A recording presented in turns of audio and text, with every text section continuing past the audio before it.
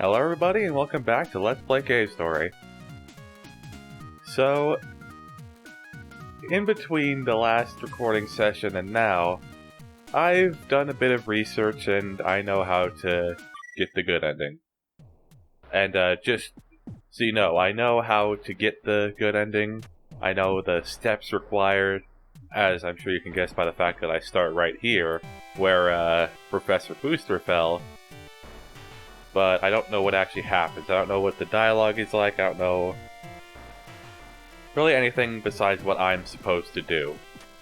And, right, somehow I was literally talking about how Professor Booster was down here, and even then I forgot that I didn't have the Booster version 0.8.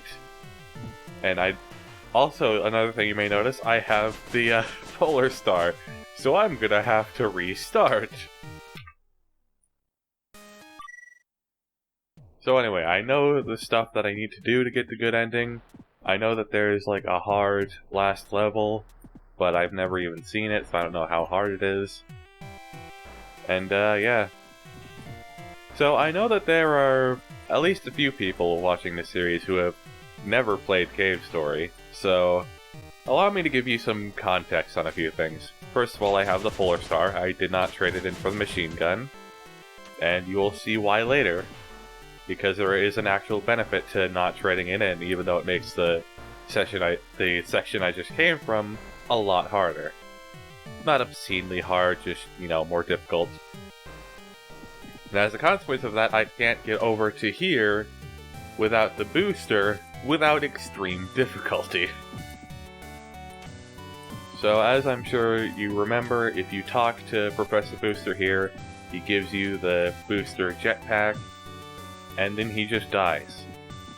I don't know how not talking to him is supposed to keep him alive, but apparently that's how you're supposed to get the good ending, so that's what I'm doing. I think I might not want to jump so high. No, okay. This is gonna take a bit of effort.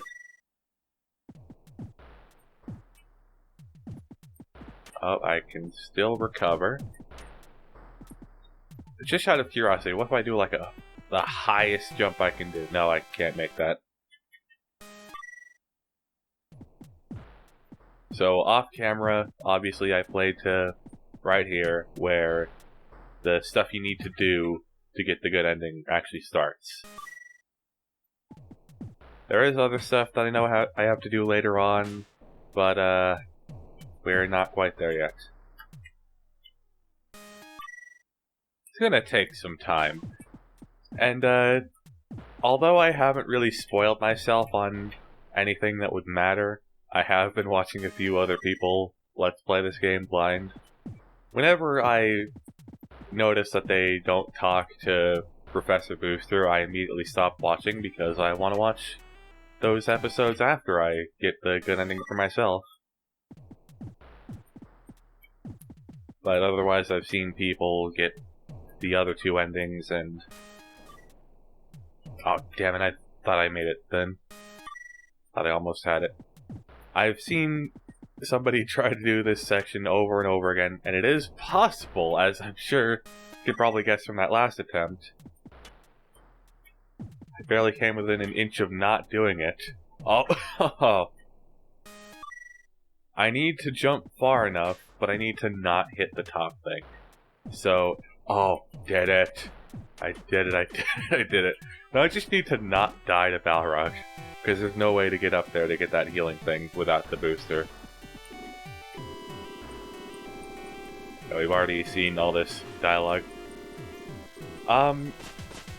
So this is recorded after editing all the previous episodes, and now that I've gone so long without playing this game, I've actually been able to, I guess, sort of gather my thoughts about this game a little better than I would be able to, you know, immediately after playing it. When I was playing through the game, I wasn't, like, trying to think about, like, oh, who's my favorite character, you know, I wasn't really trying to figure out who my favorite character was while I was playing, but after I stopped playing, it sort of became obvious. It's Curly Brace. Is that really a surprise to anybody? I'm pretty sure she's supposed to be like the fan favorite or whatever. I mean, you can't give a character like that personality that she has, and then fucking died, and then have me fight her, and then have me fight a giant corridor filled with enemies with her, and then just kill her off and expect me not to care about her. What would the best weapon for this be? The bubbler?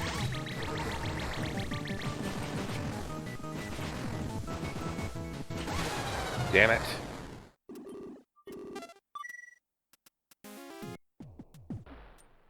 You know, I'm gonna try just farming for more life.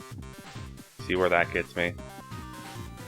Even though I wasn't really thinking about who my favorite character was when I was initially playing this, I think you could kind of tell, just watching the videos, that Curly Brace is probably my favorite character. Maybe not so much in the beginning, but when she died, oh my god. It took me an actual minute and a half to start, like, making jokes about it. I didn't even give, like, a single minute to King or Turoko.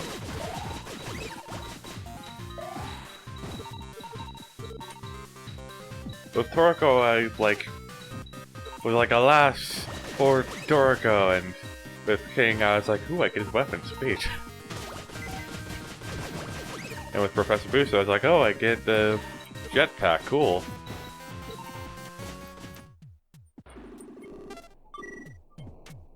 Alright, full health, let's do this. Let's not do this. Let's do this. Or I could just fall off immediately, that works too.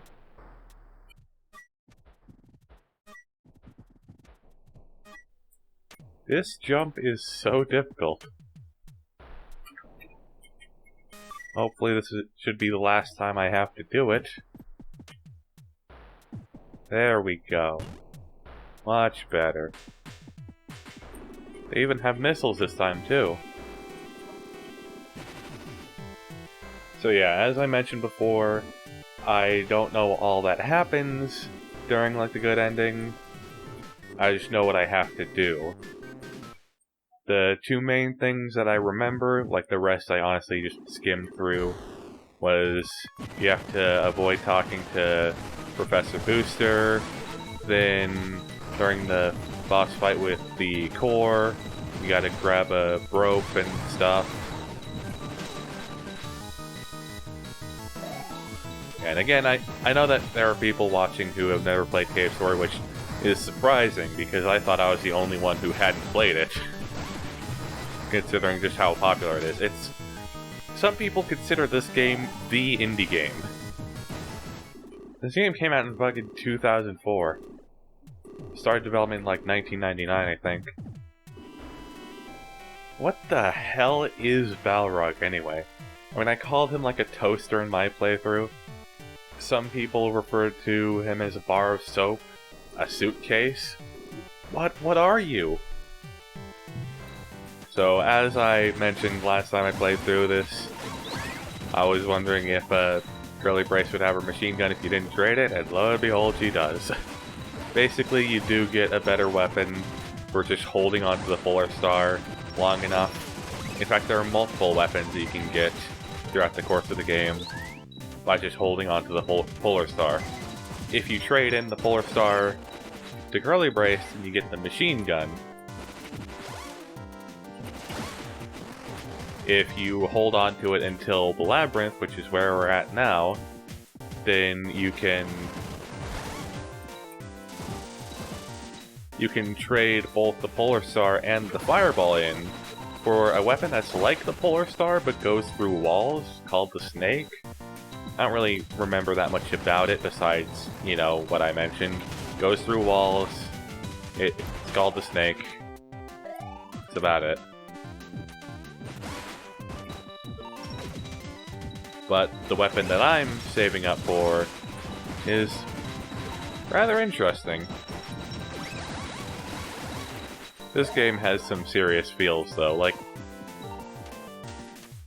you have to admit, having this section, this awesome, fun section set to this fun, lighthearted music, right before the section where Curly Brace fucking dies. Right. Still, forgetting that I don't have the booster. I guess this is one of the hard parts about this ending. You know, barring the one level that you can only access in the good ending, which is apparently very, very difficult. Still peeved by the fact that you breathe through your fucking legs in this game. But whatever.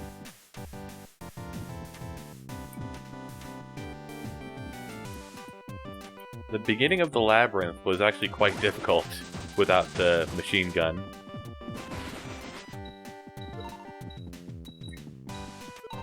Because you actually have to climb up the entire thing. Oh, god damn it. I never was able to appreciate how hard this section was, because I just flew right over it. Okay, come on, I got it this time.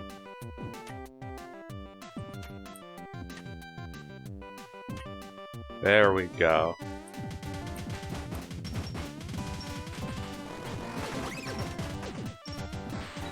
She can handle herself. The thing I also didn't know was that apparently this weapon is like longest range when it's level 1, and then level 2 has shorter range. It's an odd design choice. I guess considering it does a lot of damage, it's not too big of a deal. This is the part where I could save if I had either the machine gun or the booster. But you can't save here because I don't have either.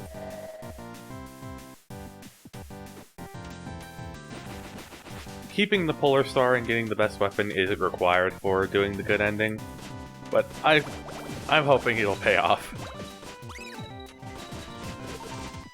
Do I even need to fight these? Oh, Curly isn't even shooting them. This part's maybe tricky. Yes. Did it.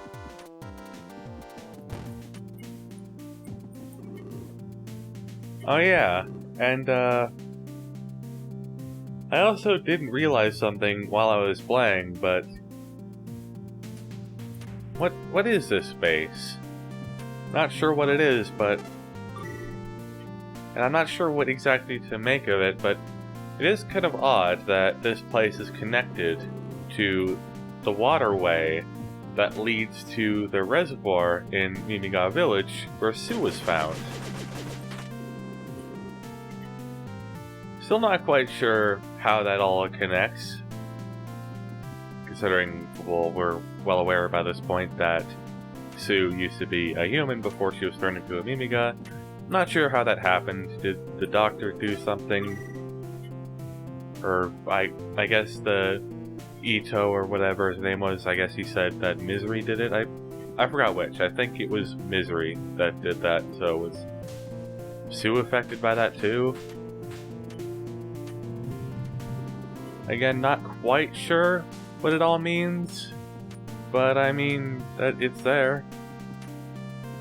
The connection is there, there's some weird base here, and Sue came from an area close to here.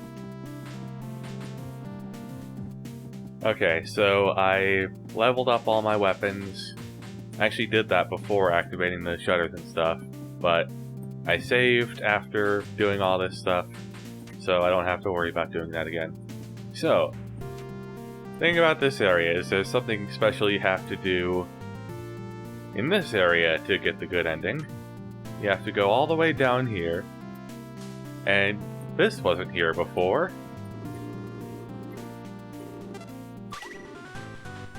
And saving Professor Booster, quote-unquote, I guess, not activating the cutscene where he dies, magically causes this rope to appear down here. Yeah, I have no idea how it works either, but whatever. After I do this boss, I'm actually gonna have to look up that guide that I found again. I think the guide, like, it was some article on some site or something, and I'm pretty sure it's just, like, a transcript of something that was found in the, physical manual for one of the versions of the game. I don't know, there's some physical version of the game. I don't know if it's Cave Story Plus or one of the console-only versions. Like, I know there's Cave Story 3D. Saw screenshots of that and was only able to recognize 2 of the areas because of their general layouts. Anyway, this boss is going to be interesting considering I have no way to gain height except to actually physically climb. Now, I can't do that when I'm underwater, so it also makes things tough that I can't even... my words are all over the place because I'm in the middle of fighting this thing. I can't even dodge these bullets shooting at me while I'm underwater because I can't jump very high.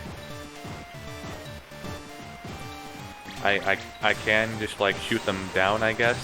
Oh god, those are gonna be a pain, though. Oh, fuck. Wait, gotta get out there where my jump height is reduced.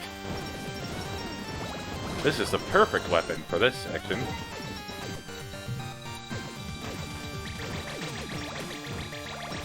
What does hurting these things even do? I don't actually know.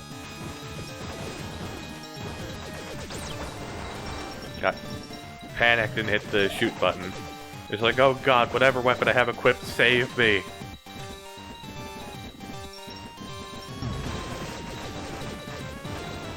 Are they just there? Well, I mean, I know they shoot projectiles, but I mean, like, just on their placement and stuff, are they only there to block shots, and by hitting them, you, like, move them back a tiny bit so that you can hit the main thing better? The only thing that makes sense to me. Oh, god, no, I don't want it. Oh. Well, I died anyway.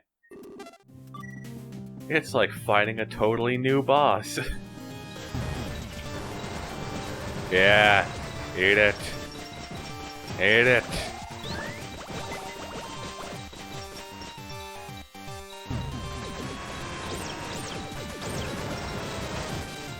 Oh, fuck, I'm out. Just a little bit more.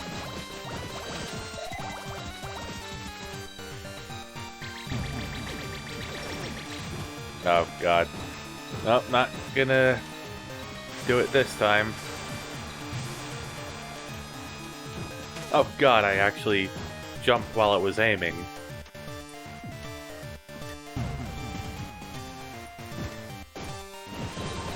Just die. No. I still hate that those experience things bounce on those platforms that aren't even there. You did it, Curly. I was all the way over here.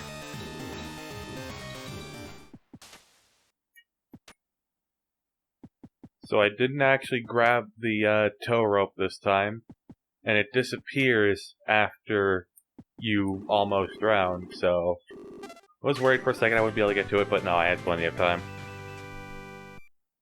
Well, bye.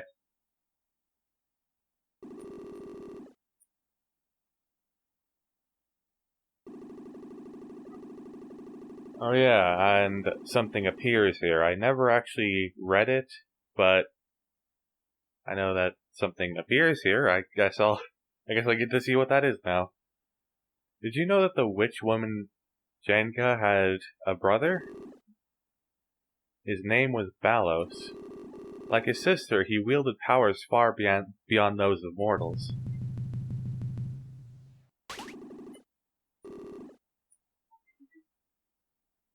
And so, instead of just leaving and letting Curly Brace fucking die or whatever... Yes. And this is about as far as I got in anything, really.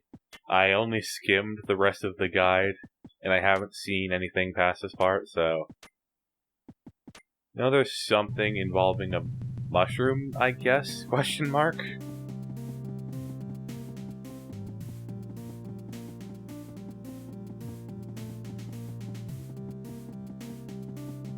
Still amazing that you need to actually have a special item just to be able to carry her. Like, can you not just carry her? Like, seriously. Also, I never noticed this before, but I love how the save point comes down here because you can't get back up there. Does anything happen if you try to go? It won't open. Okay.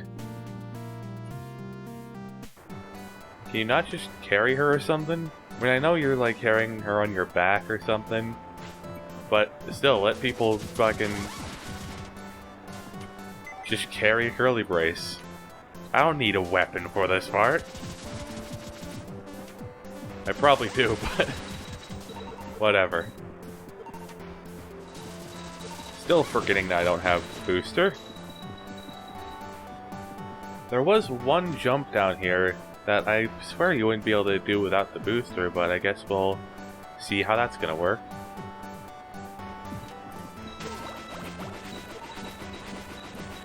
Probably should not have jumped in here. That definitely caused my demise at one point during the original playthrough. Oh, I did it. Immediately saving.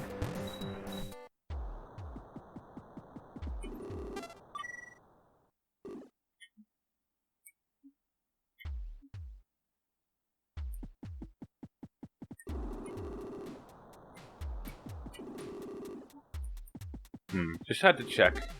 Oh. I didn't even notice that.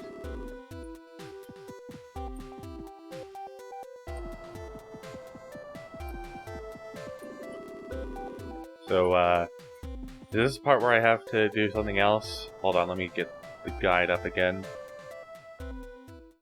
Okay. Put Curly on the bed in the cabin in the waterway. Read a book.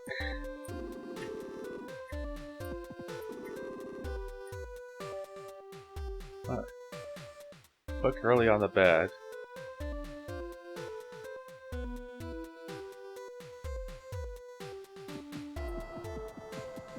Book. Oh, maybe this has something to do with it. Like, it's one of those situations where you're supposed to find something out by interacting with something. Like, in a lot of the playthroughs that I've seen, people... They try to get Kazuma out of that room, but they don't actually speak to him enough to trigger the dialogue with the robot, where it's like, oh, you need a bomb, because they never actually talked to Kazuma and had him say that you should bring a bomb or whatever, so I guess I probably need to check this out first. Because before, all this said was, like, August 8th, 2004, wife 4 child. At least I'm guessing it's like 2004 because that's when the game came out, and one of the numbers was 04. So I'm not going to imagine this game takes place in 2008. Maybe it's 1904.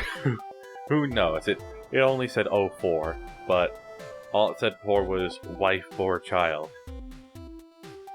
Anyway, enough stalling. You know, I often recorded what I learned in that notebook. That's it. Yes. Surface-developed robots have limitations on their operation underwater. Okay, so... I was going to say something like, how the hell do robots drown underwater anyway? Is there, like, canon information on how that could happen? But I guess there is canon information. That's a pleasant surprise. If they're submerged for too long a period, their system automatically shuts down to avoid short-circuiting. Ah, so that's why your feet in the water does that. The following is a description of the proper method for caring for a flooded robot. So I imagine I knew that this was going to happen, like you'd have to drain her of water or something, but, you know, the guide wasn't very detailed about that sort of stuff. I don't know what any of the actual dialogue is, so, you know, still, for the most part, blind. I just know what I need to do to get the good ending. Hooray! Just had to pull the guide back up real quick. When the robot has been dried via the aforementioned procedures, the system will automatically begin the rebooting process. So now I need to drain her of water and don't leave her behind. Yes, why would I say no?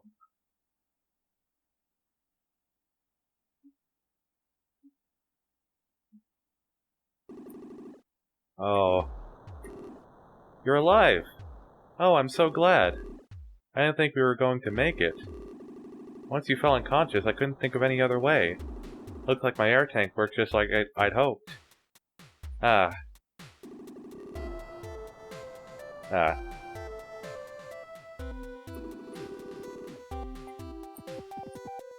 Well, sitting right here.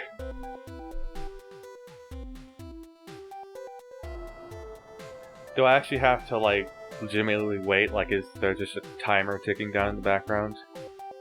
Or do I have to, like, check her a certain number of times? I don't know. The guide is vague. Thankfully, that means there are no spoilers, besides what I need to know, obviously. But, Agnes... No.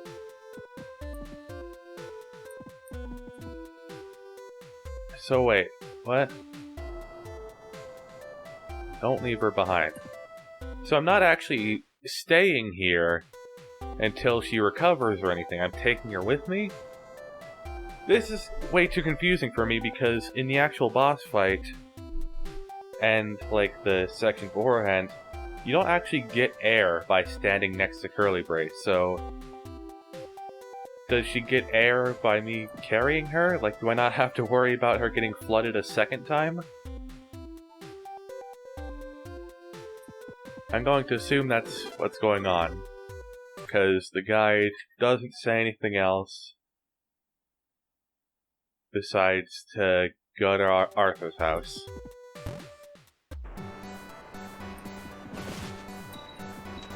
Well, time to level up all my weapons. I will cut to when I'm done. There are plenty of games where you can do things that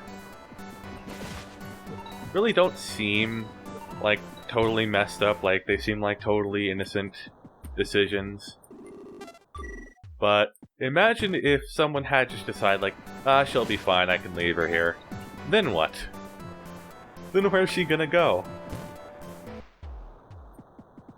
Is there even any way to get back here? I genuinely don't know if there's a way to get back here. I doubt it. I don't know how one would get to the labyrinth. Because you can't teleport there. You just get brought there after the sand zone. You can't go to the waterway, and you certainly can't go back up through the pipe.